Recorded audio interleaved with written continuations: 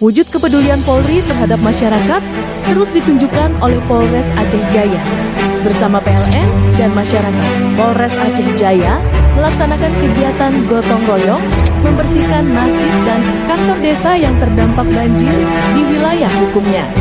Kapolres Aceh Jaya, AKBP Zulfa Renaldo, SIK, MC, melalui Kasat Samapta Polres Aceh Jaya, AKP Zulkarnaen, menyampaikan bahwa kegiatan gotong royong ini merupakan bentuk kepedulian dan tanggung jawab sosial Polri dalam membantu masyarakat pasca bencana, sekaligus mempererat hubungan silaturahmi antara Polri, instansi terkait, dan masyarakat guna menciptakan situasi Kamtibmas yang kondusif.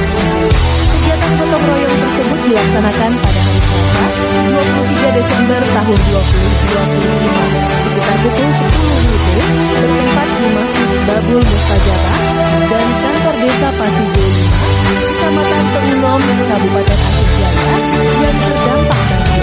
Turut hadir dan terlibat dalam kegiatan tersebut, antara lain Kasat Samapta Polres Aceh Jaya, Kapolsek Teunom, personel Polres Aceh Jaya dan Polsek Teunom, anggota PLN Teunom, serta masyarakat setempat.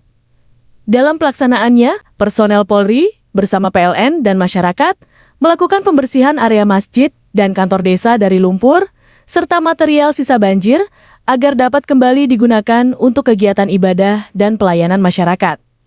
Kegiatan gotong royong ini bertujuan untuk menumbuhkan rasa kepedulian, kebersamaan, dan semangat gotong royong antara Polri dan masyarakat. Selain itu, kegiatan ini juga menjadi teladan bagi setiap anggota Polri dalam mengemban tugas pengabdian kepada masyarakat.